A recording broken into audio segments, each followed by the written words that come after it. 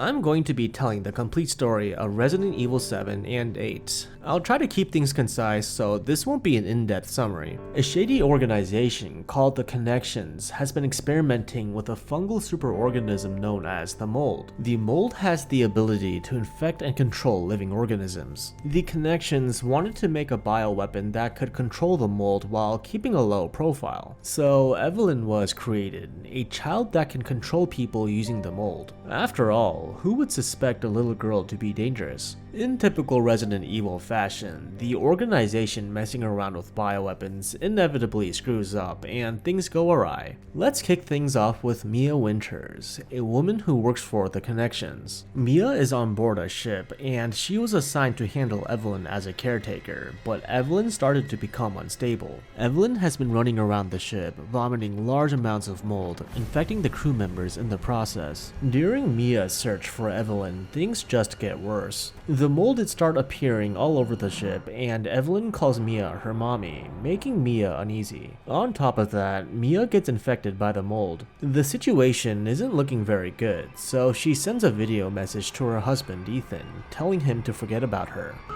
Forget that you ever knew me. Have a good life. Soon after, the ship gets completely destroyed and Mia is thrown into the water. Fortunately, or perhaps unfortunately, the Baker family finds Mia and Evelyn and takes the two of them into their care. Zoe Baker, the daughter of the Bakers, brings a set of clean clothes to Evelyn, but Evelyn is already up to no good. They're mine now. What?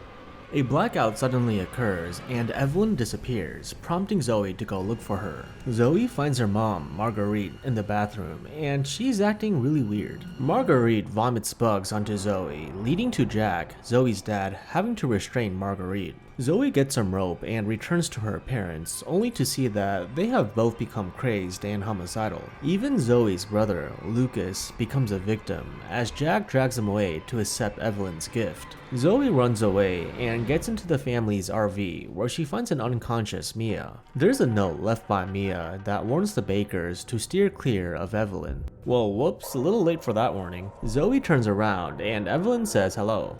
Zoe wakes up at the dining table with her family, and they're all behaving normally now. The previous events just seemed like a bad dream, but nope, no such luck. The Bakers are Evelyn's family now.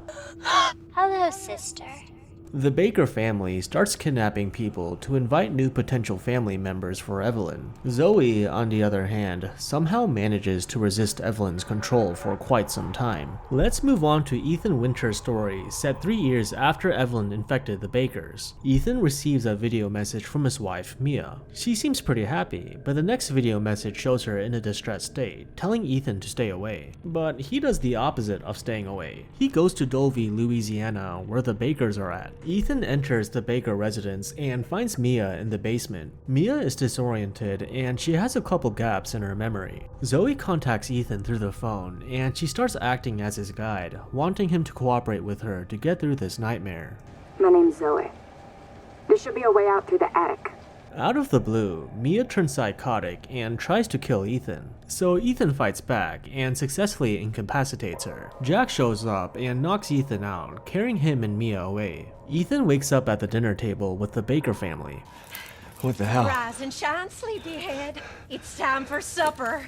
This lovely dinner is interrupted by a phone call, so the Bakers leave the table, allowing Ethan to unstrap himself from the chair. There's also this old lady at the dining table, but she just sits there, menacingly. A deputy finds Ethan inside the house, and so the two of them go to the garage to talk, only for Jack to walk in and kill the deputy. Ethan fights Jack, but Jack's regenerative abilities make him very difficult to put down. Jack ends up shooting himself in the mouth for fun, which only knocks him out for a little while. As Ethan searches for a way out, the old lady appears in random spots around the house, doing nothing but watching. Jack shows up again to battle with Ethan, which ends with Jack's upper body exploding. He's literally nothing but legs, but he's still alive. We will see him later. Ethan exits the house and makes his way into the RV, where Zoe calls and talks about a serum that could cure the mold infection. There might be a serum at the old house, or at least the ingredients ingredients to make it. While Ethan goes through the old house, he encounters Marguerite and her nasty little bugs. After dealing with her, Ethan finds the D-series arm, an ingredient needed for the serum. Zoe calls and tells Ethan to meet her at the RV, but when he gets there, she's nowhere to be found. Lucas calls and says that he took Zoe and Mia captive. Lucas has the D-series head, the second ingredient needed for the serum, but he's only going to give it up if Ethan plays his games first.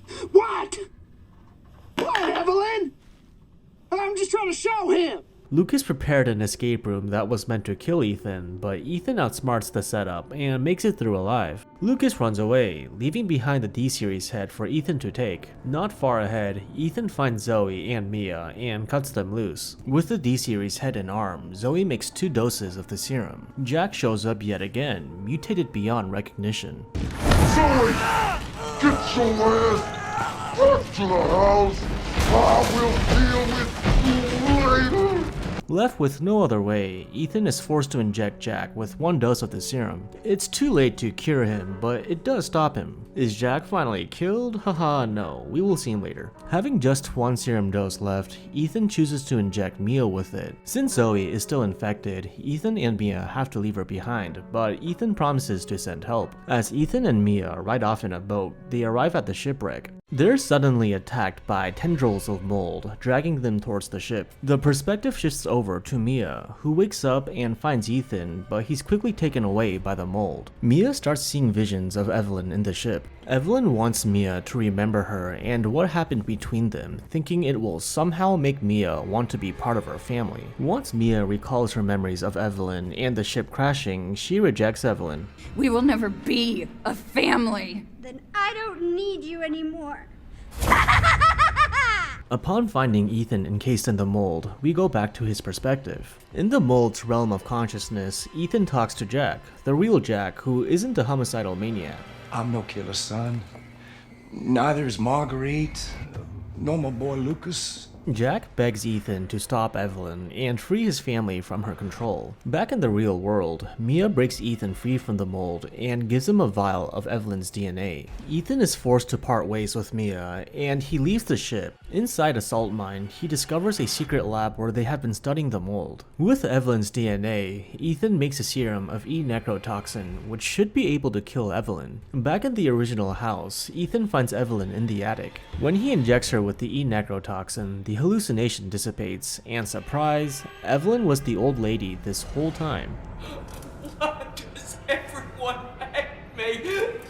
The E-necrotoxin doesn't kill Evelyn, it makes her melt into black goo and transform into this lovely looking monstrosity. A military helicopter drops a special weapon, which Ethan uses to finish off Evelyn. But did she really die though? Not really, we will see her later. The leader of the military team that saved Ethan is revealed to be our favorite boulder puncher, Chris Redfield.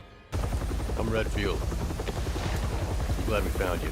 Ethan and Mia are reunited and they fly away on a helicopter. Turns out, Chris Redfield is now working for Blue Umbrella, a private military dedicated to fixing the mistakes made by their predecessor. Anyway, there are a few loose ends. For one, Lucas Baker is still out there stirring up trouble. Lucas was able to resist Evelyn thanks to a serum given by the Connections, so he's been working with them while pretending to be under Evelyn's influence. But now Lucas is screwed because Chris is going after him. In the salt mines, Lucas uses 3 of Chris's men as bait. Chris isn't able to save any of his men, much to Lucas's delight. When Chris finally corners Lucas, he shoots him, causing Lucas to mutate. Even in his mutated form, Lucas is still no match for Chris. After defeating Lucas, Chris destroys the computers, stopping Lucas's data from being sent to an unknown buyer. So great, Lucas Baker is dead. But what about Zoe? Last we saw her, she was left behind by Ethan and Mia. Because Zoe helped Ethan and Mia escape, Evelyn calcifies Zoe, leaving her in a comatose state.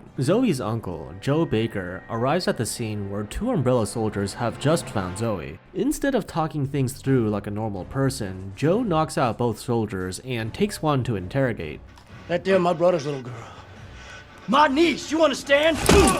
The soldier insists that they were just taking Zoe to go get treated, so Joe decides to go get the treatment himself. Joe is a big old blockhead, but he makes it up for being an absolute menace. He literally just engages in fisticuffs with the molded. Joe finds a cure and injects it into Zoe, but it isn't enough. She needs a full dose. As Joe looks for a nearby umbrella camp, he encounters a scary looking swamp monster. And guess what? The swamp monster turns out to be Jack. Jack? What the f? Jack takes Zoe away, making Joe chase after them. Jack leads Joe back to the main house, where they engage in an epic boxing match. Using a fancy power gauntlet, Joe finishes off Jack, for good this time. Joe injects Zoe with a full dose of the cure, which brings her back to normal. Soon after, Chris Redfield and his squad arrive. Zoe gets a call from Ethan, who kept his promise that he would send help. I told you I'd send help, and I always keep my promises. Thank you, Ethan.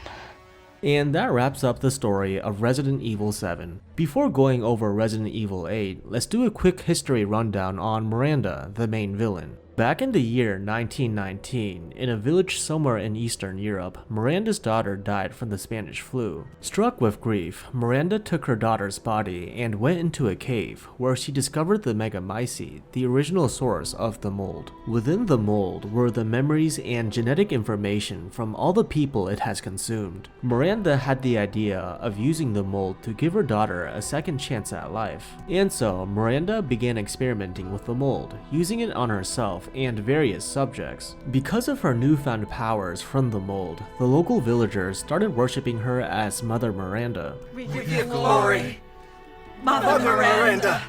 Miranda implanted many people with the Cadeau, a mold parasite, in hopes of making a suitable host for her daughter. Most of the people that were implanted with the Cadeau either died or became lichens, but a select few gained remarkable powers. Later in the 2000s, Miranda got into contact with the Connections, and she gave them a sample of the mold, which led to the creation of Evelyn. Despite a century of research, Miranda hasn't been able to find a suitable host for her daughter until the year 2021, when Resident Evil 8 takes place. So let's dive into the main story now. Ethan and Mia moved to Eastern Europe, where they had a baby girl named Rosemary. As the married couple settled down for a quiet dinner, Mia gets gunned down by Chris Redfield and his team.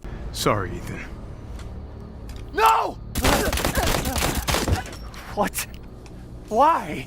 Instead of just explaining the situation, Chris forcefully takes Ethan and Rose away. Ethan wakes up later at an overturned van wreck. All the agents are dead and Rose is nowhere to be found. Ethan makes his way to a village that looks straight out of medieval times. The whole place is overrun with lichens, which are essentially just werewolves. There are a few survivors, but they all end up dying anyhow. While Ethan tries to find a way into a castle, a man with electromagnetic powers captures Ethan and takes him to Mother Miranda and the Four Lords. Give him to me, and I'll put on a show that everybody can enjoy. Oh, so gauche. The Four Lords consist of Lady Dimitrescu, a giant vampire lady, Donna Beneviento, a creepy doll maker, Salvatore Moreau, a hideous fish-like creature, and finally, Carl Heisenberg, the man with the electromagnetic powers. The Four Lords each had their say on Ethan's fate. Miranda ends up choosing Heisenberg's suggestion, which is to put on a show for Ethan's death. Even with all the lichens and death traps, Ethan makes it out alive. As he approaches Lady Dimitrescu's castle, he meets the Duke, an enigmatic but friendly merchant. I've been waiting for you, Mr. Winters. How do you know my name? Anyone who is anyone has heard of the likes of you. The Duke has extensive knowledge about many things, including Ethan and his situation. He conveniently shows up in random locations to barter with Ethan. Anyway, Ethan heads inside Dimitrescu's castle, where he's captured by Lady Dimitrescu and her daughters. They hang Ethan up using hook chains, then just run off, leaving him unattended, which is kinda stupid, cause Ethan easily frees himself and explores the castle. He runs into Dimitrescu's daughters again, and he discovers that they're weakened by cold air, allowing him to defeat them with regular old firepower. Ethan finds the dagger of Death's flowers, which he uses to stab Lady Dimitrescu. The dagger is laced with special poisons that force Dimitrescu to mutate into a dragon. But that's nothing a couple bullets can't deal with. Just a couple pop, pop, pop, and she dies. After grabbing a glass flask, Ethan leaves and heads back to the Duke. The Duke has a shocking revelation to share. The flask Ethan took contains Rose's head.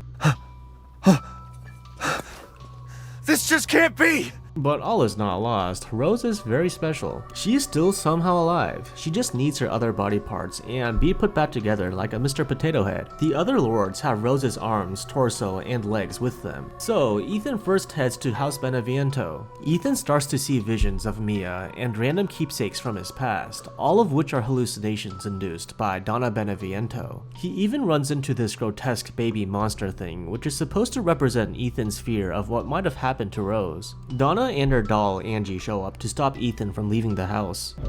Don't leave. I can't let you.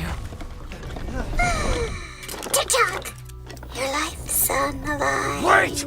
Ethan overpowers Donna and kills her with a stab to the head. Grabbing the flask containing Rose's legs, Ethan leaves and heads to Moreau's domain, a flooded fishing village. The flask containing Rose's arms is easily taken by Ethan, but Moreau blocks the way out using his green goo stuff. While looking for another exit, Ethan is surprised by one of Chris's men. Instead of just explaining things, Chris tells Ethan to stay out of the way. Moreau suddenly comes crashing in, separating Ethan and Chris. Moreau shows up to talk with Ethan, and his physical condition looks really unstable.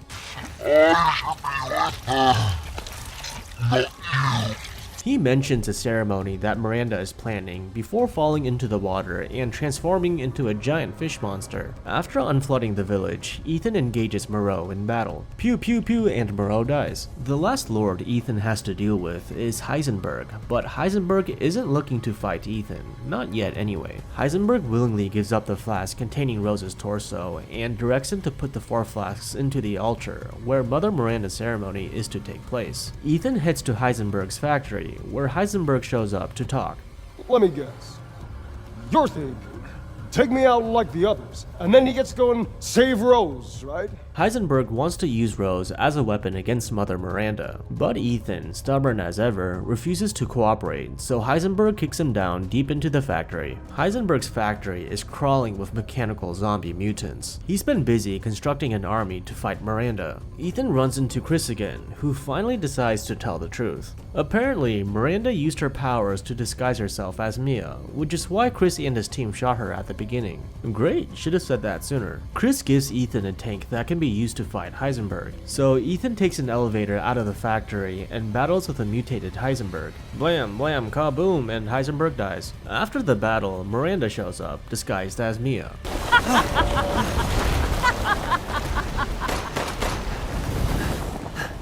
Enough.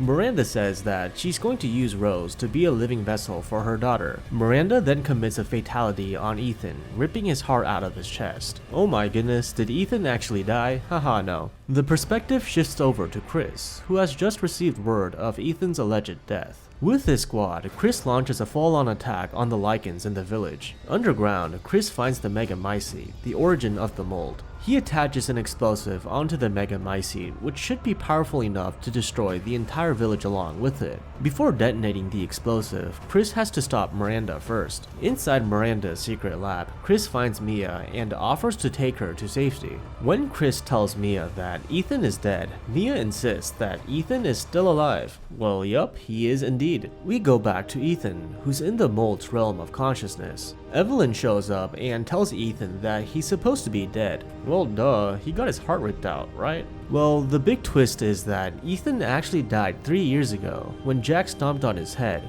Only reason he's still alive is because he was infected by the mold. Now do you get it? Your whole body is nothing but mold.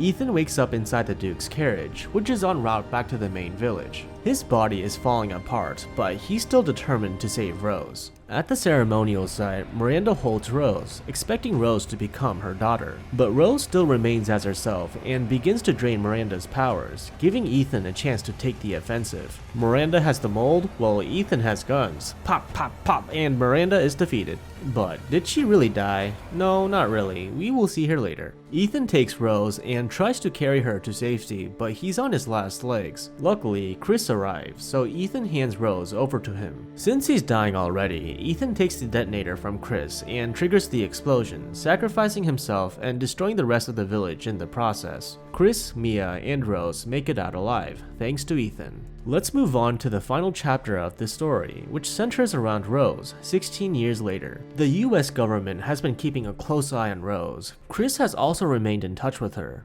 I hope it's not about Chris wanting me to join his operation, because I already told him that's not happening.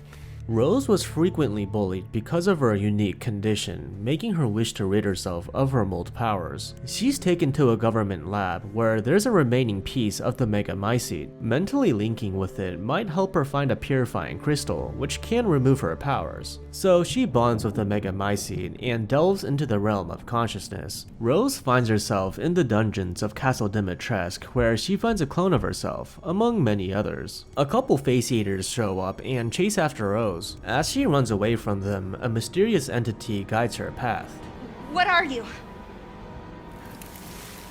The entity refers to himself as Michael. Who could Michael really be? Take a guess. Anyway, at the main hall of the castle, Rose finds a twisted version of the Duke. The Duke is a constant threat, but with Michael's help, Rose gets her hands on the purifying crystal. But psych, it's a fake. The Duke sends more face eaters after Rose, but she manages to get away. Rose ends up near House Beneviento. Her connection to Michael gets severed, leaving her alone in a nightmarish scenario. While going through House Beneviento, Rose is reminded of the traumatic memories from her childhood. Things get freaky when dolls start chasing after her, but she powers through and eventually reconnects with Michael. Rose is taken to the house where she was born, the only time she spent with both her parents. She learns of her dad's memories of her through random keepsakes around the house. This nice moment is ruined when Evelyn shows up and takes her away. Evelyn taunts Rose, projecting her own insecurities about never being loved. A showdown ensues between them, with Rose eventually overpowering Evelyn.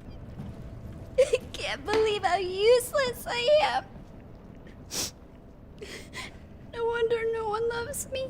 When Evelyn prepares to strike again, Michael shows up and pushes Rose out of the way. And guess what? Michael was Ethan this whole time. Don't give up, Rose. Find that crystal.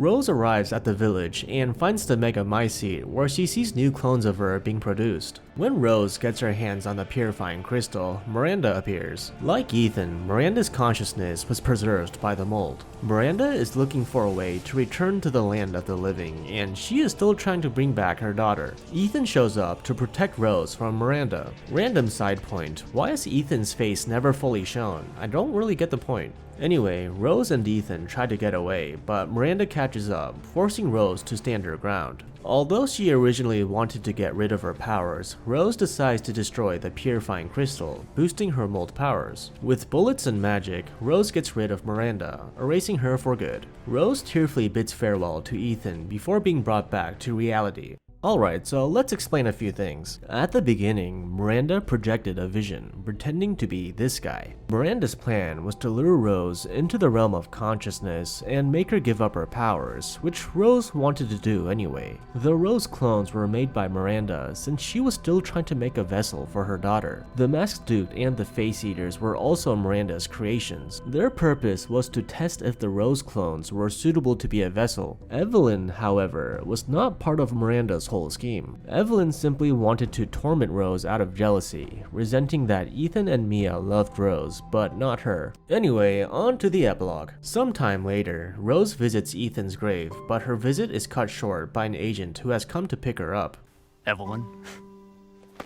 Don't you ever call me that again. Whoa, it's just a joke. I can show you things even Chris doesn't know I can do. As they drive off, the car stops for an unknown figure. By zooming in to the character model, people found out that this mystery person is Ethan. What could this mean? Is he still somehow alive? I don't really know. Anyway, that's it. That was the complete condensed story of Resident Evil 7 and 8. Thanks for watching.